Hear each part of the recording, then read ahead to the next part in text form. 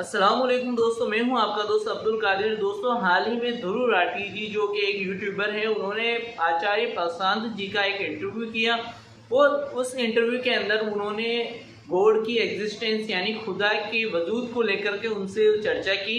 حالانکہ یہ جو پورا جو ہوئی تھی چرچا، اس کے اندر وہ جو آچاریہ جی تھے وہ خود بھی کنفیوز دکھے۔ کہیں ایک جگہ وہ خود کہتے ہیں کہ وہ اللہ کا جو وجود ہے یعنی خدا کا جو وجود ہے اس کے بارے میں اگر انسان سوچ لیتا ہے یا وہاں تک پہنچ جاتا ہے تو غلط کرتا ہے، تو واپس وہ ایک طریقے سے انہی باتوں کے اندر وہ مورتی پوجا وغیرہ کو غلط بتاتے ہیں، ساتھ ہی ساتھ میں آگے وہ مورتی وغیرہ سے اس خدا تک پہنچنے کو بھی صحیح بتاتے ہیں۔ مطلب بہت ہی زیادہ کانٹراڈکشنز تھے ان کے تھاٹس کے اندر۔ لیکن ساتھ ہی دوستو، اس انٹرویو کے اندر جو دھرو راٹھی جی ہے وہ ان سے یہ ٹرپل طلاق اور حلالہ کے بارے میں بھی پوچھتے ہیں، اور اس کے بارے میں وہ آچاریہ پرشانت جی وہ کہتے ہیں کہ یہ ایک طریقے سے ظلم ہے، زیادتی ہے اور یہ ایک طریقے سے غلط ہے۔ میں نے سوچا کہ کیوں نہ ٹرپل طلاق اور حلالہ سے بات شروع کری جائے تاکہ اس بات کو سائیڈ میں رکھ سکیں اور کام کی بات پر آ سکیں۔ کیا آپ ٹرپل طلاق اور حلالہ کو سپورٹ کرتے ہیں؟ کیسے کر سکتا ہوں؟ کلپنا بھی کیسے کی جا سکتی ہے کہ ایسی چیز جو مانوتا کے 50% کے پرتی انیائے پورن ہو۔ ٹھیک ہے، آپ نہیں سپورٹ کرتے، میں بھی نہیں سپورٹ کرتا۔ تو دوستو، آج ہم اسی بارے میں بات کریں گے، ٹرپل طلاق اور حلالہ، ان دو کے بارے میں ہم ڈیٹیل سے جانیں گے اور سمجھیں گے کہ آخر میں ریئلٹی کیا ہے، ٹرپل طلاق کی پیچھے کی جو سچائی ہے وہ کیا ہے، اس کے نیم کیا ہیں اور کس کنڈیشن میں ہوتا ہے، اور ساتھ ہی ساتھ میں حلالہ کیا ہے، اس کی سچائی کیا ہے۔ تو اس کو ڈیٹیل میں ہم جانیں گے۔ دوستو، ویڈیو لمبا ہونے والا ہے، لیکن اگر آپ کے دماغ میں بھی ان دو چیزوں سبجیکٹس کو لے کر کے کنفیوژن ہے تو یہ ویڈیو پورا دیکھیں تاکہ آپ کے دماغ میں جتنے بھی ڈاؤٹس ہیں وہ کلیئر ہو جائے گا۔ تو آئیے دوستو شروع کرتے ہیں ویڈیو کو دیکھنا، اور پورا ویڈیو ضرور دیکھیں تاکہ یہ دونوں جو سبجیکٹس ہیں آپ کے دماغ میں کلیئر ہو جائے۔ تو آئیے دوستو شروع کرتے ہیں ویڈیو دیکھنا۔ جو احادیث میں طلاق کے طریقے کے متعلق چیزیں آئی ہیں یا اجماع امت سے اہل سنت کے ہاں ٹرانسفر ہوئی ہیں، تو بعض لوگوں کی یہ ریزرویشن ہے کہ ہم ان چیزوں کو اس لیے ایکسیپٹ نہیں کرتے کہ وہ قرآن کے طلاق کے طریقے کے مخالف ہیں۔ تو جب قرآن میں جو طلاق کا طریقہ بیان ہوا ہے اس طریقے سے ہٹ کے جو بھی طلاق دے گا اس کی طلاق اسٹیبلش ہی نہیں ہوگی، یہ ان کا موقف ہے۔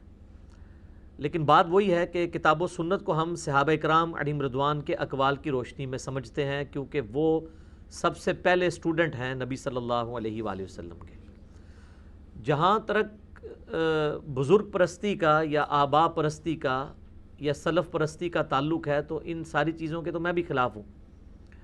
لیکن اگر کوئی شخص یہ کہے گا کہ ہم صحابہ کرام یا اہل بیت کے فہم کو چھوڑ کر ڈائریکٹ قرآن کو اپنے فہم کے مطابق سمجھیں گے تو ظاہر ہے کہ اس کا یہ ہم فہم ایکسیپٹ نہیں کریں گے۔ اس کی وجہ یہ ہے کہ قرآن حکیم کے اولین مخاطبین جو ہیں وہ صحابہ کرام تھے۔ ہاں، انڈیویجول کسی صحابی کی رائے سے آپ کو اختلاف ہو سکتا ہے، لیکن جب صحابہ کا اجماع ہو کسی مسئلے کے اوپر یا اکثریت صحابہ کرام کی ایک طرف ہو، پھر اب آپ کو کوئی حق نہیں پہنچتا کہ آپ اس طرح کے معاملات کو آگے لے کے چلیں ان کی مخالفت کے اوپر۔ دوسری بات یہ کہ یہ قرآن حکیم کے خلاف کی جو بات کی جاتی ہے مختلف ٹاپکس کے اوپر، یہ بھی بہت بڑا دھوکہ ہے۔ قرآن حکیم کے خلاف اس وقت کوئی چیز ہوگی اجماع کی یا سنت کی یا صحیح الاسناد احادیث کی جب وہ سٹیٹمنٹ 180 ڈگری ہوگی۔ اگر قرآن کسی معاملے میں خاموش ہے اور آپ اپنے فہم سے اس کو اس طریقے سے ڈیڈکٹ کر رہے ہیں تو آپ یہ نہیں کہیں گے کہ قرآن کے خلاف ہے۔ قرآن کے خلاف تب ہوگا جب احادیث یہ کہتی ہوں کہ اکٹھی 3 طلاقیں دی جائیں سوائے ایک لیان کے مسئلے کے۔ وہ تو مسئلہ ہی قرآن میں بھی بالکل ڈیفرنٹ طریقے سے ہے، کسی حدیث میں نہیں آیا کہ اکٹھی 3 طلاقیں دو۔ اگر اس طرح آتا پھر ہم کہتے ہیں یہ قرآن کے خلاف ہے۔ احادیث میں تو یہ آیا کہ 3 طلاقیں جب دی گئی ہیں تو اسے اسٹیبلش کیا گیا ہے گناہ کے ہوتے ہوئے۔ یہ کہیں احادیث میں نہیں آیا کہ جی اکٹھی 3 طلاقیں دی جائیں۔ اس کے الٹ ملتا ہے، سنن نسائی کے اندر حدیث ہے، ایک شخص نے اپنی بیوی کو ایک مجلس میں 3 طلاقیں دیں تو نبی صلی اللہ علیہ وآلہ وسلم اتنے جلال میں ہے، آپ نے فرمایا کہ میں زندہ ہوں اور اللہ کی حدوں کو توڑا جا رہا ہے۔ ایک صحابی کھڑے ان کا یا رسول اللہ اجازت دیں اس کی گردن میں کاٹ دوں، لیکن آپ علیہ السلام نے اس کی اجازت نہیں دی۔ یہ حدیث اس بات کا ثبوت ہے کہ نبی علیہ السلام نے اس کو ناپسند فرمایا ہے اکٹھی 3 طلاقیں دینے کو، اور کہا جا رہا ہے کہ اللہ کی حدود توڑی جا رہی ہیں۔ اگر اکٹھی 3 طلاقیں دینے سے طلاقیں اسٹیبلش نہ ہو رہی ہوتی تو نبی علیہ السلام کو یہ کہنے کی ضرورت نہیں تھی کہ اللہ کی حدود توڑی جا رہی ہیں۔ آپ یہ فرما دیتے یہ ایک محمل جملہ، یہ اسٹیبلش ہی نہیں ہوا، کوئی حد ٹوٹی نہیں ہے۔ حد ٹوٹنے کا مطلب یہ ہے کہ ایک چیز غلط طریقے سے ہو گئی ہے اور اسٹیبلش ہو گئی ہے۔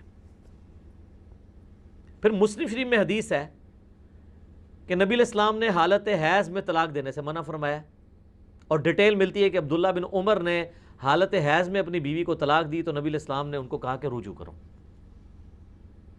تو وہ پھر آگے وہ تابعی پوچھتا ہے کہ وہ ایک طلاق جو حیض کی حالت میں دینا حرام ہے، وہ جو دی تھی وہ اسٹیبلش ہو گئی تھی، انہوں نے کہا اس کو اسٹیبلش کیے بغیر تو چارہ نہیں تھا، اگرچہ ہوئی حرام طریقے سے، لیکن اس ایک طلاق کو جو ایک اختیار تھا مرد کا وہ اس نے یوز کر لیا، وہ اسٹیبلش ہو گئی۔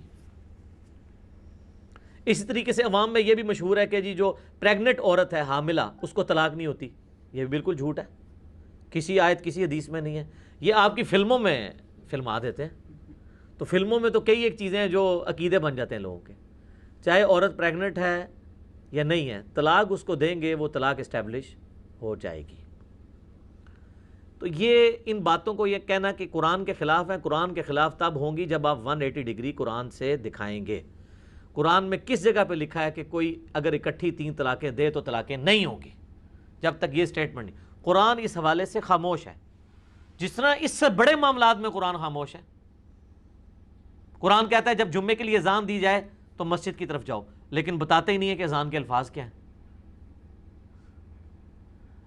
اب کوئی اجتہاد کرے کہ نہیں جی وہ اذان کے الفاظ یہ ہوں گے کہ جی جمعے کا ٹائم ہو گیا آ جاؤ مسجد، اذان کہتے ہیں پکارنے کو، تو پکارا ہی نہیں الفاظ کے ساتھ جائے گا۔ وہ سنت ہمیں بتاتی ہے کہ اذان کے الفاظ ہیں جو نبی علیہ السلام نے تعلیم فرمایا امت کو۔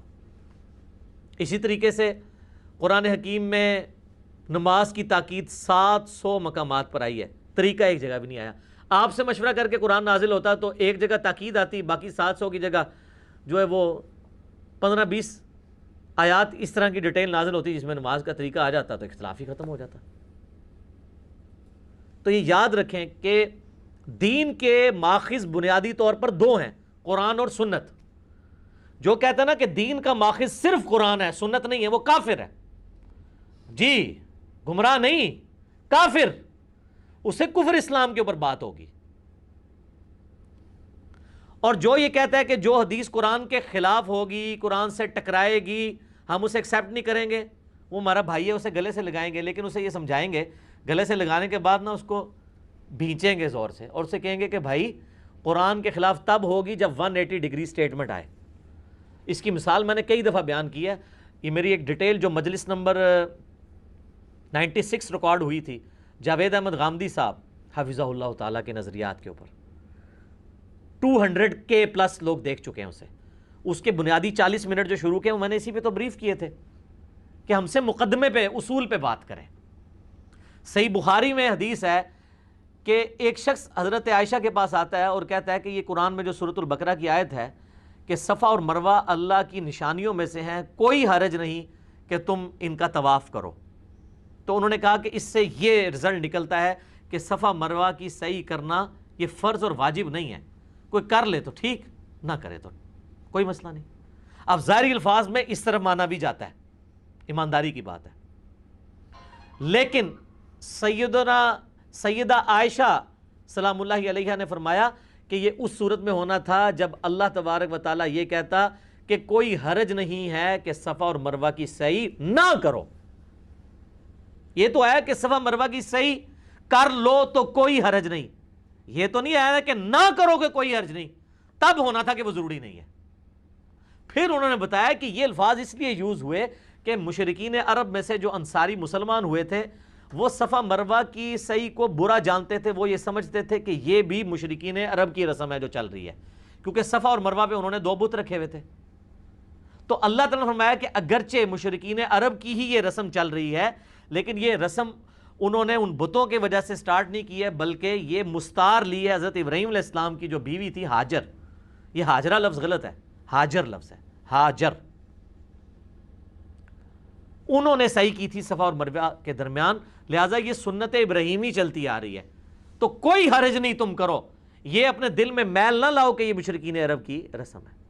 اب اس کانٹیکس میں اس آیت کو دیکھیں تو بالکل سیدہ عائشہ کی بات فٹ ان بیٹھتی ہے.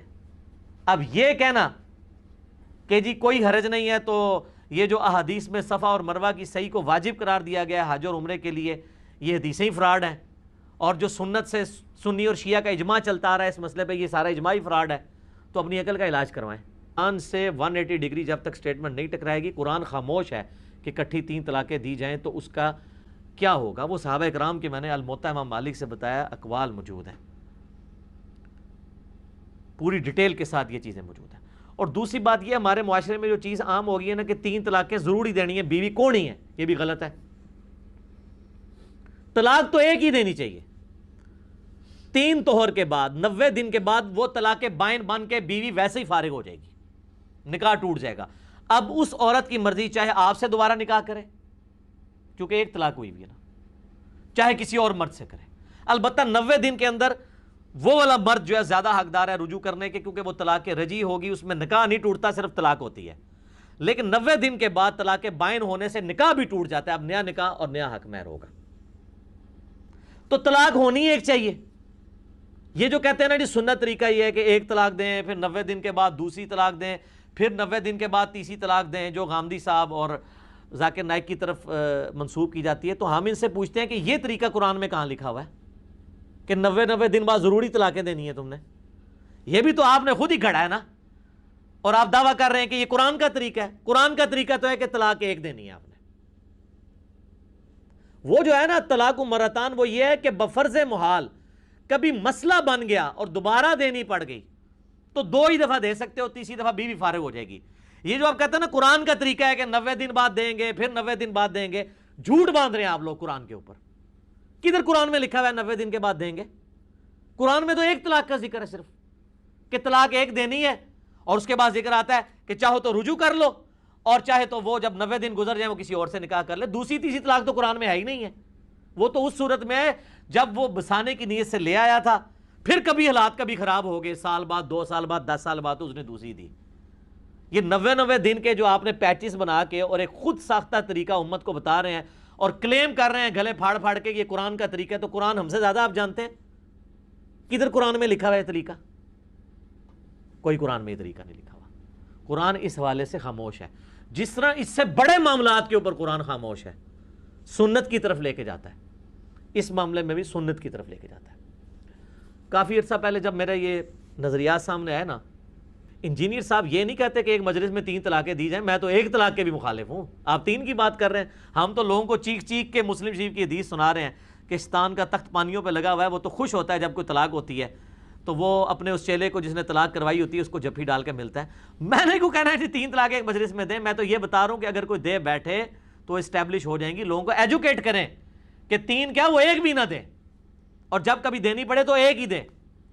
اور اگر پاکستان کے قانون کے شر سے بچنا ہو تو عورت خلا لے لے، کیونکہ مسند امام شافعی میں سیدنا عثمان غنی رضی اللہ تعالیٰ عنہ کا فتویٰ موجود ہے کہ اگر عورت خلا لے گی نا، اگرچہ خلا ایکویلنٹ ٹو 3 طلاق ہوتا ہے، یا 1 طلاق 90 دن گزر جائیں تو اس کے ایکویلنٹ ہوتا ہے، لیکن اس میں چونکہ مرد نے طلاق نہیں دی ہوتی لہٰذا اسی مرد کے ساتھ دوبارہ شادی ہو سکتی ہے، حلالے اور حرامے کے بغیر ہی.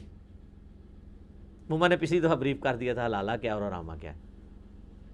حلالہ بھی وہ ایک چھری بنائی ہوئی ہے، وہ تو حلالہ نیچرل ہو جائے تو ہو جائے. یہ جو پری پلان حلالہ ہے اس کو تو سنن ابن ماجہ میں لعنت کی گئی ہے. تو مولانا اسحاق صاحب کو انہوں نے کال ملائی کہ اس طرح جی انجینئر صاحب یہ کہتے ہیں جی کٹھی 3. میں نے کبھی یہ نہیں کہا کہ کٹھی 3 طلاقیں دیں. میں تو آپ سے ایک ورژن آگے ہوں. آپ تو کہتے ہیں نا 90 دن کر کے کہیں، میں تو کہتا ہوں 2 ہی کوئی نہ، اور اگر 2 تو قرآن کے تحت 1 ہی دو. 90 دن کے بعد وہ ویسے ہی آزاد ہے، چاہے آپ سے شادی کرے چاہے کسی سے، کم از کم آپشن تو کھلا رہے. تو آپ کے بزرگوں نے، آپ کے علماء نے، آپ کے بھی سو کالڈ قرآن کی دعوت دینے والوں نے آپ کو قرآن کے طلاق کا طریقہ بھی غلط بتایا ہے. قرآن کی طلاق کا طریقہ تو ہم آپ کو بتا رہے ہیں کہ یہ ہے. آپ کو کس نے کہہ دیا 90 دن کے بعد دو؟ وہ بھی غلط ہے. طلاق تو 1 ہی دینی ہے اگر ضرورت پڑے. 90 دن بعد وہ ویسے ہی عورت آزاد ہے. ویسے بھی اس نے جو اپنا خلا کا وہ اس کا جو عدت کا پیریڈ ہے وہ تو 90 دن گزارنا ہی ہے. چاہے کسی نے حرام کام کرتے ہوئے کٹھی 3 دی ہیں چاہے 1 دی ہیں، 90 دن تو اس نے گزارنے ہیں. اس سے پہلے تو وہ شادی کر بھی نہیں سکتی، لہٰذا 1 ہی دیں، 90 دن بعد وہ آزاد ہے. ہاں جو عورت خلا لے گی تو وہ ابو داؤد ترمذی ابن ماجہ میں موجود ہے کہ اس کی جو عدت ہے نا وہ 1 مہینہ ہے، بشرطے کہ وہ پریگنٹ نہ ہو۔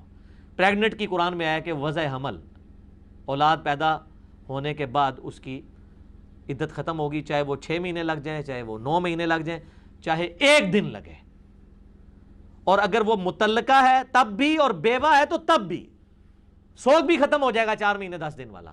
یہ اللہ نے پریگنٹ عورت کو نا ایک ایج دی ہے کہ کیونکہ اس کے گھر اب خوشی آئی ہے نا تو اب سوگ کی کوئی تک نہیں بنتا، کیونکہ اللہ نے اس سے بڑی خوشی اسے دے دی ہے، تو سوگ اس کا ختم، اب جو بیوہ نے کرنا تھا وہ بھی ختم۔ تو قرآن کی روح سے یہ باتیں کرنا غلط ہے۔ وہ مولانا ساق صاحب کو فات بھائی نکال ملائی اور کہا جی وہ علی بھائی کہتے ہیں کٹھی 3 ہو جاتی ہیں، اور وہ کہتے ہیں یہ صحابہ کا اجماع ہے، اور وہ کہتے ہیں یہ جو حدیث ہے مسلم شریف کی کہ نبی علیہ السلام کے زمانے میں 3 ایک تصور کی جاتی تھی، پھر حضرت ابوبکر کے زمانے میں، پھر حضرت عمر کے بھی ابتدائی چند سالوں میں، پھر حضرت عمر نے اس کو اسٹیبلش کیا کہ 3 کٹھی دی جائیں گی تو 3 ہی میں شمار کروں گا، مسلم شریف کی حدیث۔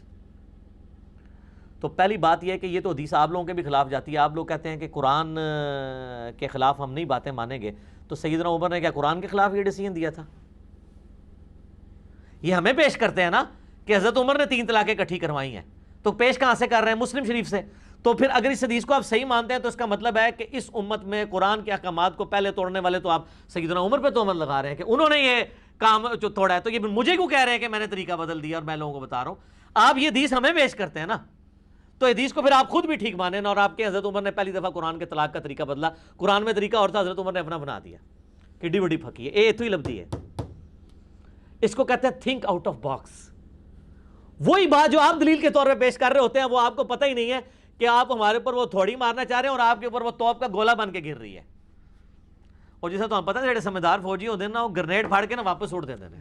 میرے اللہ کو گرنیڈ سٹے، میں وہ بھی واپس سٹاں گا، نال جڑا نا تبرکن تو اور بھی چونگے سٹاں گا واپس۔ یہ حدیث سانو پیش کرتے ہو۔ اس کی میں نے پوری ایکسپلینیشن کی تھی کہ یہ حدیث جو ہے اس پہ امام نسائی نے باب باندھا ہے کہ اس عورت کے لیے جس کے ساتھ مرد نے صحبت نہ کی ہو، وہ تو ہم بھی مانتے ہیں کہ جس عورت کے ساتھ مرد نے صحبت نہ کی ہو وہ غیر مدخولہ اسے کہا جاتا ہے۔ اس کو ایک وقت میں جب آپ 3 طلاقیں دیں گے وہ وہ ایک سے ہی فارغ ہو جائے گی، اس کو 3 کی ضرورت نہیں، پھر اس کے ساتھ نیا نکاح ہو سکتا ہے۔ لیکن شادی شدہ عورت جس کی رخصتی ہو چکی ہے، جس سے مرد نے صحبت کی ہے، اس کے ساتھ اگر یہ کام کریں گے تو پھر سر اب وہ اس کی طرف آپ رجوع نہیں کر سکتے اگر کٹھی 3 طلاقیں دے دی ہیں۔ تو ایک بندہ آتا ہے عبداللہ ابن عباس کے پاس کہ میں نے 100 طلاقیں دی ہیں، تو انہوں نے کہا 3 طلاقوں کی وجہ سے تو تیری بیوی ہمیشہ کے لیے حرام ہوگی، 97 طلاقیں تو نے اللہ کے ساتھ مذاق کی ہیں۔ ابن عباس تو خود فتویٰ دیتے تھے کہ ایک مجلس کی 3 طلاقیں 3 ہوتی ہیں، لہٰذا ابن عباس کی حدیث مسلم شریف سے پیش کرنا کہ حضرت عمر پہلا شخص ہے جس نے کٹھی 3 طلاقیں کروائی ہیں، وہ انہوں نے کروائی تھی غیر مدخولہ کے لیے۔ انہوں نے کہا کہ ہم اب اس کے لیے بھی اس کو اسٹیبلش کر دیں گے، اب لوگوں کا یہ عذر نہیں قبول کریں گے۔ علی بھی اگلا سوال ہے، ہمارے معاشرے میں مروجہ حلالہ تو حرام ہے، اس کے برعکس اگر کوئی عورت دوسری شادی کر کے بلا وجہ خلا یا طلاق لے کر پھر سے پہلے خاوند کے پاس آنے کا ہیلا کرے تو پھر کیا حکم ہوگا؟ ایک وہ پاکستانی عورت ہے جنہیں کیسا وڈا لالا کڈیا ہے، یہ آج تک حلالہ ہے کدھر لکھا بھی نہیں ہویا۔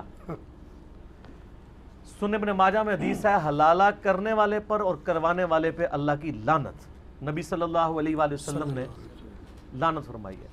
یہ حلالہ کا لفظ بھی ویسے عجیب و غریب ہی شروع ہو گیا اور اس کو لوگوں نے یوز کیا۔ قرآن حکیم میں حلالہ کا لفظ نہیں ہے، یہ فقہا نے ٹرم ڈیوائز کی ہے۔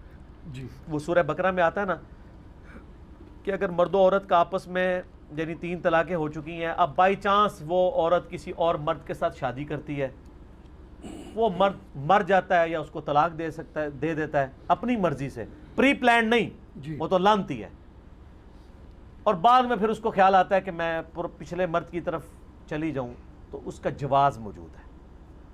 اس کو انہوں نے حلالہ ایک ٹرم ڈیوائز کی، اس کے بعد پھر شرعی حلالہ، پھر غیر شرعی حلالہ، پھر حلالہ نکالنے والے مولوی آ گئے میدان عمل میں، اور پھر ایک رات کے نکاح شروع ہو گئے۔ یہ پورے کا پورا تماشا اس کی بنیاد پہ، حالانکہ میں آپ کو بتاؤں حنفی فقہ جو ہے نا وہ بھی اس طرح کے حلالوں کو جائز نہیں سمجھتی ہے۔ علیحدہ بات ہے کہ حلالہ نکالنے والے سارے مولوی حنفی ہیں، یعنی بریلوی اور دیوبندی، لیکن ان کی فقہ نہیں مانتی اس کو کہ پری پلانڈ حلالہ کریں۔ تو یہ نکالتے کیوں حلالے؟ پھر ایک ایک رات کے نکاح، ہمارے جیلوں میں کتنے مولوی ہیں جنہوں نے حلالے نکالے ہیں اور نکلوائے ہیں، باہر جانے کی ضرورت نہیں، آپ سب لوگوں کو پتہ ہے، ہر علاقے میں پوری سٹوریاں موجود ہیں۔ اب رہ گیا یہ عورت، اس کے لیے حکم یہ ہے کہ سنن ابی داؤد میں جامع ترمذی میں حدیث ہے کہ جو عورت بغیر وجہ کے اپنے خاوند سے طلاق لے لے یا خلا لے وہ جنت کی خوشبو بھی نہیں پائے گی. لیکن دنیا میں اسٹیبلش ہو جائے گا. اگر ایک عورت کہتی ہے میں نے تمہارے ساتھ نہیں رہنا تو ٹھیک ہے, اس کا حق ہے نہ رہے. اگر کوئی جینون ریزن وہ پروڈیوس نہیں کر پا رہی اس کے باوجود بھی دنیا میں اسٹیبلش ہو جائے گا. یہ اللہ نے فیصلہ کرنا ہے. ہم نہیں کہہ سکتے کہ جی وہ بلا وجہ لی ہے اس نے. ایک عورت ایک خاوند کے ساتھ نہیں رہنا چاہتی یہ بذات خود بہت بڑی وجہ ہے. جی بعض اوقات شادی کے بعد پتہ چلتا ہے آتے صحیح نہیں ہیں معاملات, اور یہ قریب ہی نبھا لینے چاہیے. میں نے دیکھا ہے کہ لوگ جناب وہ رشتے چلاتے رہتے ہیں, وہ گھسیٹتے رہتے ہیں, بعض اوقات 4 بچے ہو جاتے ہیں پھر جا کے طلاق ہوتی ہے. اس سے بہتر نہیں پہلے علیحدگی ہو جائے. طلاق اللہ نے رکھی کیوں ہے؟ اسی لیے کہ اس کو یوٹیلائز کیا جائے جب ضرورت پڑے. یہ یاد رکھیے گا, ویسے نہیں. جامعہ ترمذی میں حدیث ہے اللہ کو حلال چیزوں میں سب سے ناپسندیدہ طلاق ہے. حلال اس لیے کہ ضرورت کے تحت یوز کر سکتے ہیں, ناپسند اس لیے کہ اسلام جو ہے خاندانی نظام میں بلیو کرتا ہے. اسلام قطعاً اس بات کی اجازت نہیں دیتا کہ آپ خاندانی سسٹم کو توڑنا شروع کر دیں. جی حتیٰ کہ صحیح مسلم میں وہ بڑی مشہور حدیث ہے کہ شیطان کا تخت پانیوں پہ لگا ہوا ہے اور رات کے وقت وہ سارے چیلوں کی میٹنگ کال کرتا ہے. وہ جو میں نے کہا تھا ہو سکتا ہے وہ برمودا ٹرائنگل پہ جو چیز غائب ہوتی ہے وہ شیطان کا تخت ہی لگا ہو وہاں پہ. تو وہ سارے شتونگڑے آ کے نا اس کے جو چیلے رات کو آ کے اس کو شام کو بتاتے ہیں کہ آج ہم نے کسی سے چوری کروائی, کسی سے زنا کروا دیا, کسی سے فلاں برائی کرائی, کسی سے فلاں. تو وہ سنتا رہتا ہے. اور جب ایک چیلا آ کے کہتا ہے نا آج میں نے میاں بیوی کے درمیان جدائی کروا دی ہے, تو وہ کہتا ہے اصل کام تو نے کیا ہے. پھر وہ اس کو گلے لگا کے ملتا ہے. یعنی میاں بیوی کا رشتہ کتنا امپورٹنٹ ہے, اس کے ٹوٹنے سے معاشرہ ٹوٹ جاتا ہے. اسی لیے اسلام میں اس حوالے سے طلاق کو ناپسند کیا گیا. جی تو اگر یہ کوئی عورت ایسی ہوشیاری کر رہی ہے کہ وہ لالہ خود اپنا نکلوا رہی ہے, ایڈی تیز ہے کہ وہ کہ جی میں کسی مرد سے شادی کروں گی پھر میں جا کے کورٹ میں خلا اپلائی کر دوں گی تاکہ میں پچھلے خاوند کی طرف, تو یہ سارا کے سارا غیر شرعی حلالی تصور ہوگا. وہ جب پچھلے کی طرف لوٹے گی بھی تو وہ بھی زنا ہی ہوگا, حرام ہی ہوگا. جی یہ سب کی سب چیزیں حرام ہیں. وَأَنْتُمْ تَعْلَمُونَ.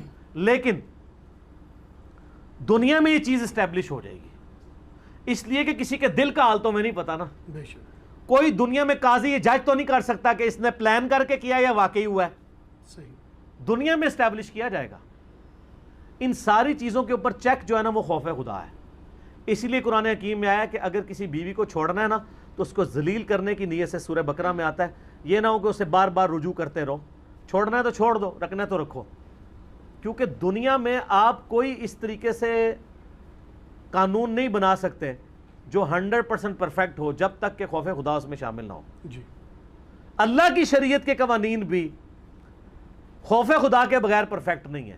ورنہ ایک شخص کہتا ہے جی میں نے اپنی بیوی کو طلاق, اس نے دل میں سوچا میں نے اسے چھوڑنا ہے, ایک طلاق دے, 90 دن پورے ہونے سے ایک دن پہلے رجوع کر لے.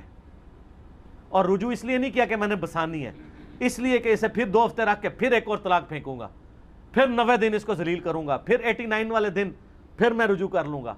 تو اب اس کے اوپر چیک کو دنیا کے قانون تو نہیں ہے. وہ کہے گا میرا حق ہے, میری مرضی, میں رجوع کروں. صحیح. تمہیں کس نے کہہ دیا میں ذلیل کرنا چاہتا ہوں, میں رکھنا چاہتا ہوں, اندر نیت ہے نہیں رکھنا چاہتا. اس کے اوپر چیک کیا ہے؟ خوف خدا. دنیا میں جتنے شریعت کے قوانین ہیں ان کے اوپر بھی چیک خوف خدا ہی ہے. وَأَنْتُمْ تَعْلَمُونَ. تم جانتے تو ہو. اسی لیے قرآن میں جو یہ بار بار آیا اِنَّهُ عَلِيمٌ بِذَاتِ الصُّدُورِ, اللہ سینوں کے چھپے ہوئے رازوں کو بھی جانتا ہے. یہ بات کیوں کہی جا رہی ہے کہ دنیا میں آپ دھوکہ دے لیں گے. صحیح مسلم میں حدیث ہے اللہ تعالیٰ تمہاری شکلوں اور مال کو نہیں دیکھتا, دلوں اور اعمال کو دیکھتا ہے.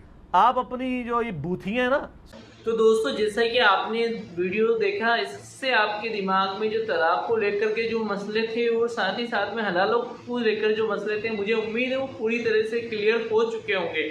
وہ طلاق کے بارے میں آپ اچھے سے سمجھ چکے ہوں گے کہ قرآن کریم جو طلاق کی بات کہتا ہے وہ صرف ایک بار طلاق دینے کی بات کہتا ہے. اگر 90 دن کے اندر آپ رجوع کر لیتے ہیں تو آپ کو نکاح کی ضرورت نہیں ہے, اور اگر آپ 90 دن سے اوپر ہو جاتے ہیں تو آپ کی طلاق ہو جائے گی اور آپ کو دوسری واپس نکاح کرنا پڑے گا. لیکن اس کنڈیشن میں آپ کو حلالہ کرنے کی ضرورت نہیں ہے. حلالہ کرنے کی شرط جو ہے وہ تب آتی ہے جب ایک ہی بار میں آپ انسٹنٹلی 3 طلاق دے دیتے ہیں, یا جو 3 طلاق وقت بائی وقت بھی اگر آپ دیتے ہیں لیکن 3 بار دے چکے ہوتے ہیں تو اس کے بعد آپ کا پوری طریقے سے طلاق ہو جاتا ہے، یعنی جس عورت سے آپ کا رشتہ تھا وہ رشتہ اب ختم ہو چکا ہوتا ہے اور اب وہ جو حلال رشتہ تھا وہ ختم ہو گیا۔